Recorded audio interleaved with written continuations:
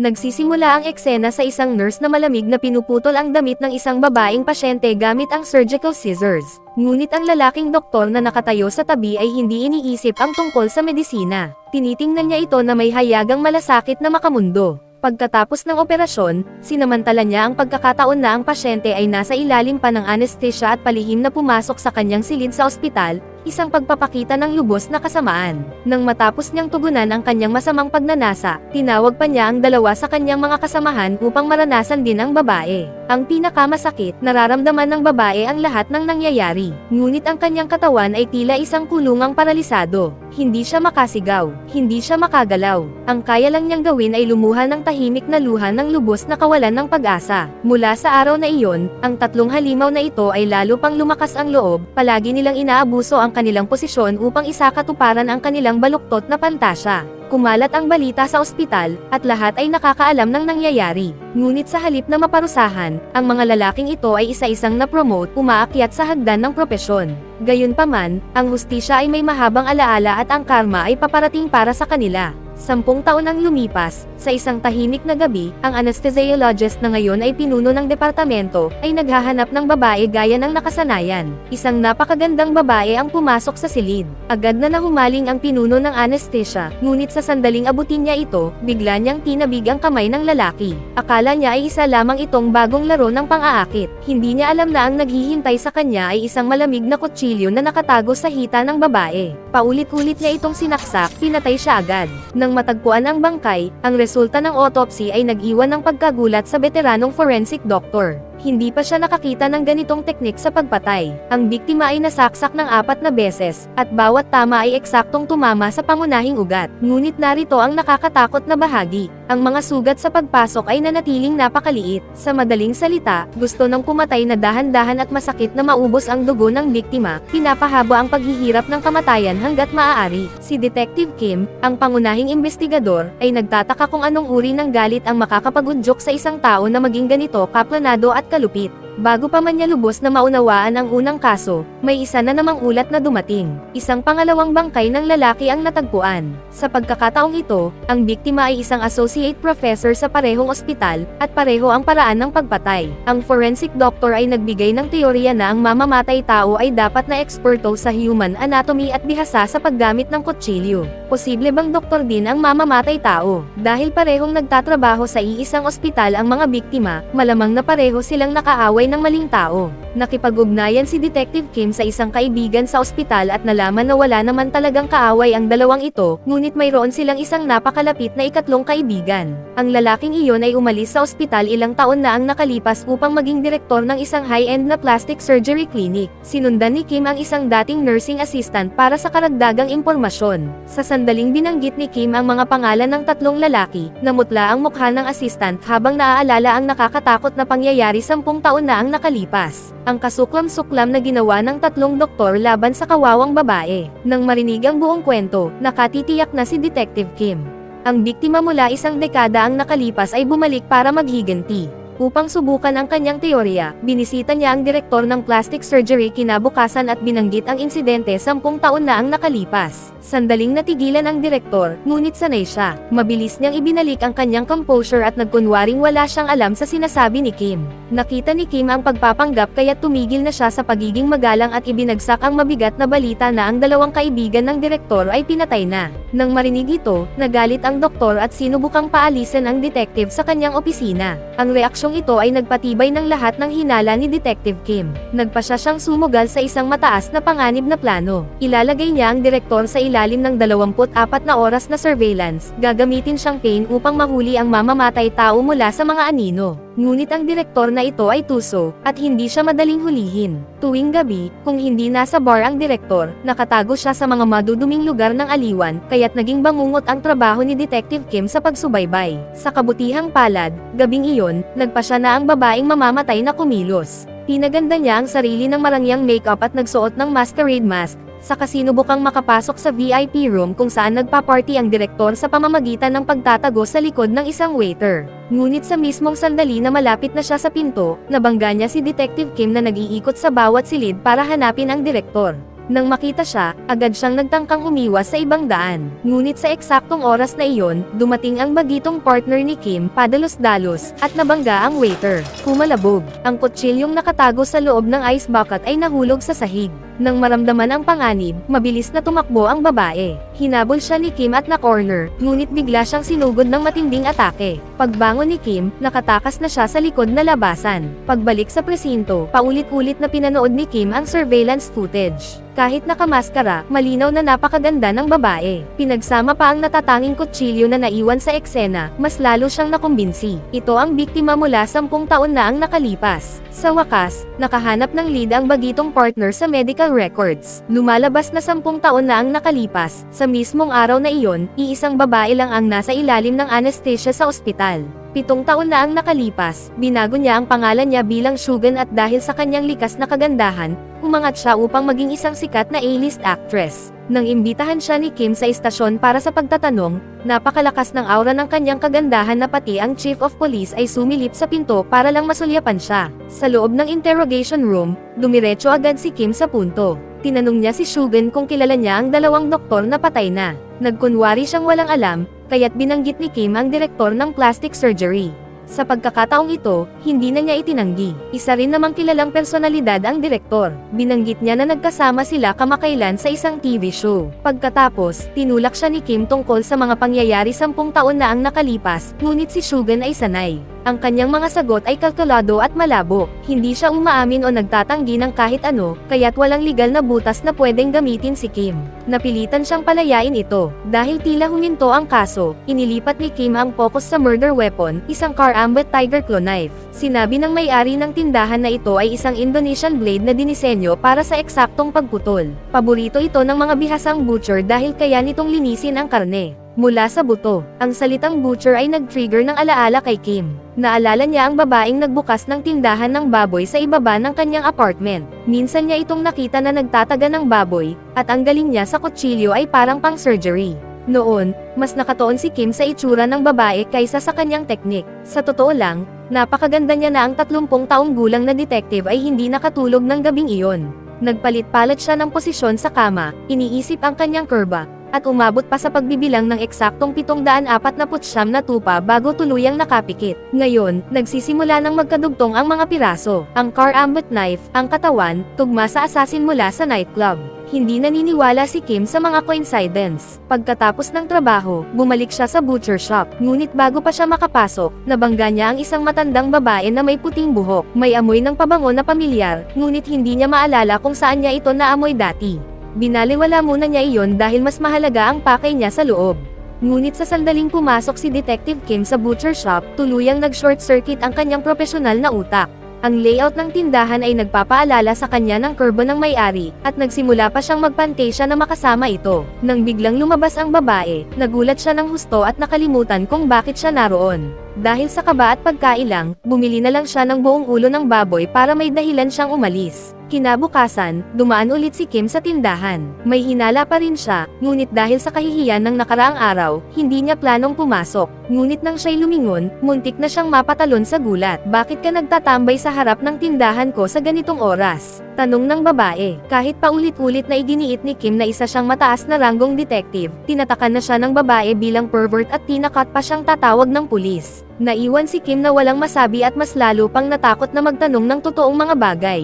Dahil sa inis, bumalik siya sa direktor ng plastic surgery. Alam ni Kim na isa itong ganap na basura, kaya't hindi siya nagpakumbaba, nilait at ininsulto niya ito sa bawat salita. Namula sa galit ang direktor at sumigaw na hindi niya kailangan ng proteksyon mula sa pulisya. Ngunit sa mismong sandali na lumabas si Kim sa pinto, bumagsak ang lalaki sa matinding takot, kumbinsido na ang assassin ay nagkukubli sa mga anino. Sa ilalim ng matinding presyon, nagsimulang mabali ang isip ng direktor. Nagsimula siyang magkaroon ng guni-guni, nakikita ang pasyente sa mesa bilang ang babae mula 10 taon na ang nakalipas. Nang lumabas ang nurse para kumuha ng tubig, bumalik ang kanyang dating masasamang pagnanasa at inabot niya ang pasyenteng nasa ilalim ng anesthesia. Sa kabutihang palad, bumalik agad ang nurse at napigilan siya, ngunit hindi nawala ang kanyang pagnanasa. Agad niyang sinimulang gipitin ang nurse, ginagamit ang kanyang kapangyarihan upang patahimikin ito. Hindi alam ng arroganting direktor na ang kanyang karma ay nasa mismong pintuan na.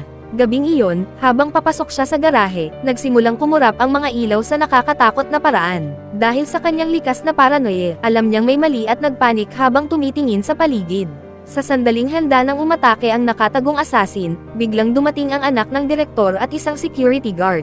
Napilitang umatras ang mamamatay, ngunit hindi siya sumuko. Makalipas ang gabi, nakapasok siya sa bahay ng direktor at tuluyang na-corner ito. Nang makatanggap ng tawag sina Detective Kim at ang kanyang team, ang direktor ay agad nang isinugod sa ospital. Nakaligtas siya sa pananaksak dahil sa emergency blood transfusion. Ngunit may isang mahalagang pahiwatig. Sa gitna ng laban, nagawa niyang saksakin ang assassin sa hita. Hawak ang mahalagang clue, bumalik si Kim sa butcher shop. Nagkunwari siyang bibili lang ng karne, sinusubukan siyang obserbahan. Gusto niya itong tanungin, ngunit bilang lalaking 30 taon nang walang asawa, tuluyang naggulo ang isip niya sa harap ng ganoong kagandahan. Dahil sa pagkailang, paulit-ulit siyang gumawa ng dahilan para bumili ng mas maraming baboy. Ngunit bago siya umalis, napansin niyang paika-ika ang babae. Ito ang pag-asang kailangan ni Kim. Upang makita ang sugat sa hita, nagpasya siyang maglaro ng marumi. Gumawa siya ng lahat ng dahilan para hindi umalis, at hinintay ang tamang sandali para mahuli siya ng hindi handa. Bigla niyang itinulak ang babae sa mesa at itinaas ang palda nito. At naroon nga, ang sugat. Nang matanto ng butcher na nahuli na siya, agad siyang nagbago ng anyo, naging isang mapang-akit na femme fatale, bamulong ng mga nakakaakit na salita sa tainga ni Kim habang nakatitig sa kanyang kaakit-akit na mukha. Si Kim, isang lalaking mahina ang puso, ay tuluyang hindi nakapaglaban sa kanyang alindog. Habang si Kim at ang butcher ay nalulunod sa sandali ng kanilang pagkakalapit, isang malaking sakuna ang nangyayari sa ospital. Sa loob ng ilang segundo, tinanggal ng assassin ang mga gwardya, itinali ang direktor sa wheelchair, at tinangay siya gamit ang isang ninakaw na ambulansya. Nang makatanggap ng tawag si Detective Kim at dumating sa eksena, matagal nang nawala ang direktor, naglaho ng walang bakas. Ipinakita ng hospital security footage ang isang babae na naglalakad kasama ang direktor, at ang kanyang katawan ay eksaktong tumutugma sa assassin. Ngunit narito ang nakakagulat. Sa mismong oras ng pagdukot, ang butcher ay nasa mga bisig ni Kim. Tuluyan itong naglinis ng kanyang pangalan sa lahat ng hinala. Nakahinga ng maluwag si Kim at agad na bumalik sa kanya pagkatapos ng trabaho, muling ibinuhos ang sarili sa kanyang yakap. Samantala, dahan-daang nagising ang direktor, groggy, at natagpuan ang sarili na nakatali sa isang madilim at maruming slaughterhouse. Sumisigaw siya, humihingi ng awa. Isang kubo at matandang babae ang pumasok sa silid. Nakiusap siya na tulungan siya, ngunit malamig ang kanyang tugon. Biglang sumugod ang isang babae na may hawak na kutsilyo, hinihiwa ang kanyang mga braso at binti ng may eksaktong surgical precision, katulad ng dalawang naunang biktima.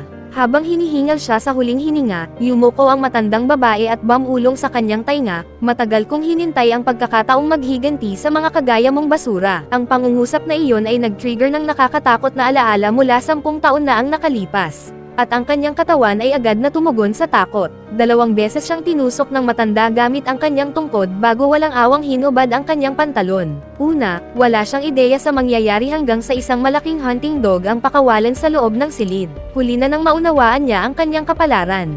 Ang sandata ng direktor ay marahas na kinuha. Sa sandaling iyon, itinapon ng matandang babae ang kanyang tungkod, tinanggal ang salamin, at pinunit ang hyperrealistic mask. Sa ilalim nito ay ang biktima mula 10 taon na ang nakalipas, ang sikat na aktres na si Sugan. Sa lahat ng taong lumipas, maingat niyang pinaplano ang kanyang paghihiganti. Kinabukasan, nagising si Kim sa kama ng butcher at narinig ang balita. Patay na ang direktor. Sinubukan niyang tumakbo papunta sa eksena, ngunit pinigilan siya ng butcher para sa isa pang round. Dahil ito ay kaso ng pagpatay, wala siyang magawa kundi umalis. Malinaw na may nais sabihin ang butcher, ngunit nanatili siyang tahimik habang umaalis si Kim. Sa morgue, nakatuklas ng kakaiba ang forensic doctor. Kahit pare-parehong car-ambut knife ang ginamit sa 3 biktima, ang mga pumatay sa unang 2 kaso ay right-handed. Ang huling killer naman ay left-handed. Ibig sabihin, may hindi bababa sa 2 taong sangkot. Bumagsak ang puso ni Kim. Posible bang ang babaeng minamahal niya ay isa sa kanila? Kinahapunan, habang kumakain sa diner kasama ang kanyang partner, lumabas ang sagot sa TV screen. Isang segment ang nagpapakita ng pinakabagong movie role ni Shugan kung saan ginagampanan niya ang isang matandang babaeng naghihiganti. Nang makita siya sa makeup na iyon, natigilan si Kim. Ito ang eksaktong matandang babae na nabangga niya sa labas ng butcher shop, kaya pala pamilyar ang amoy ng pabango. Naamoy na niya ito noong interrogation kay Shugan. Sa wakas, nagkadugtong na ang lahat ng piraso. Si Shugan ang mastermind. Ang mga pagbisita niya sa butcher shop tuwing hating gabi ay hindi para sa karne. Nagbibigay siya ng utos sa assassin, na siya namang butcher na kinahuhumalingan ni Kim. At kung bakit left-handed ang huling pagpatay, simple lang. Una, nasugatan ang butcher at hindi makagalaw ng maayos. Pangalawa, ginagamit niya si Kim bilang perpektong alibay. Kaya si Shugan ang nagsuot ng disguise, siya mismo ang dumukot sa direktor, at siya rin ang pumatay dito. Dahil left-handed si Shugan, nagbago ang pattern ng sugat. Ngunit lahat ng ito ay teorya lamang hanggang sa makakuha ng ebidensya si Kim. Pagbalik ni Kim sa butcher shop, natagpuan niya itong tuluyang inabandona. Wala na ang babae at patay na rin ang kanyang telepono. Ang pag-abandona ng tindahan ay lalo pang nagpatibay sa hinala ni Detective Kim. Ipinatawag niya ang aktres na si Shugan pabalik sa istasyon ng pulisya para sa huling pagtatanong. Ngunit sa harap ng interrogation, nanatiling kalmado si Shugan. Alam niyang wala si Kim ng matibay na ebidensya. Walang smoke ang gun. Hanggat hindi siya umaamin, wala itong magagawa laban sa kanya. Sa katunayan, nagbanta pa siyang magsampa ng kaso laban sa pulisya dahil sa harassment. Dahil sa matinding presyon mula sa mga nakatataas, napilitan ang Chief of Police na palayain siya. Pagkatapos noon, tuluyang nagkulong si Detective Kim sa kanyang bahay, ayaw lumabas. Bumagsak siya sa pinakamababang punto. Nagsimula siyang magduda sa sarili niyang kakayahan bilang detective. Ngunit higit pa roon, hindi niya matigil ang pag-iisip tungkol sa magandang butcher na niloko siya. Hanggang isang araw, isang balita ang nakakuha ng kanyang atensyon. Isang kilalang human trafficker ang pinatay sa sarili nitong bahay. Ang paraan ay kapareho ng 3 doktor. Agad na bumalik ang instinct ni Kim bilang detective. Nag-empake siya at nagtungo sa lungsod kung saan nangyari ang pagpatay. Pagkalipas ng ilang araw ng pagsisiyasat, natagpuan niya ang isang bagong bukas na pork shop. At naroon siya, ang babaeng matagal na niyang hinahanap araw at gabi. Agad niya itong hinarap. Bakit sa tuwing may nangyayaring pagpatay, may pork shop kang binubuksan? Ikaw ang nasa likod ng mga pagpatay na ito, hindi ba? Biglang sumabog ang tensyon at nauwi sa marahas na pisikal na laban ang dalawa. Kahit bihasa sa pakikipaglaban ang butcher, nagawa pa rin ni Kim na ipitin siya sa sahig. Ngunit habang nakatingin siya sa babaeng minamahal, napagtanto niyang hindi niya kayang ipasa ito sa batas. Pagbalik niya sa bahay, ang unang ginawa ni Kim ay ang pagsusumit ng kanyang resignation sa chief. Nagpasya siyang kung hindi niya kayang dalhin ang isang mamamatay sa hustisya, hindi na siya karapat-dapat magsuot ng badge. Ngayon bilang isang sibilyan, hindi siya nag-aksaya ng oras. Bumalik siya sa pork shop at muling ipinakilala ang sarili sa butcher. Sa pagkakataong ito, muling naglaban ang dalawa, ngunit sa ibang paraan. Pagkatapos ng mahabang gabi ng pisikal na pagkakalapit, nagising si Kim kinabukasan ng pasado tanghali. Habang inaabot ang kanyang telepono, aksidente niyang nahulog ang isang lumang photo album mula sa drawer. Dahil sa kuryosidad, binuklat niya ang mga pahina at natigilan ang kanyang puso. Natuklasan niya ang isang litrato na nagpapakita na ang butcher ay may kambal na kapatid na babae. Sa sandaling iyon, tuluyang nagkaroon ng linaw kay Detective Kim ang lahat. Habang si Shugan ang mastermind na nagplano ng paghihiganti, ang taong aktwal na dumukot sa direktor mula sa ospital at pumatay dito ay hindi ang aktres. At hindi rin ang babaeng nasa kama niya ngayon. Ito ay ang kambal na kapatid. Siya ang left-handed killer. Ano ang masasabi ninyo sa pelikulang ito? Bahagi ang inyong opinyon sa comment section sa ibaba. Mag-subscribe na kung hindi ka pa nakasubscribe. Pindutin na rin ang notification bell at like button para sa marami pang Asian Drama PH recap katulad nito at mag-iwan ng comment down below. Kita-kits tayo sa susunod na recap.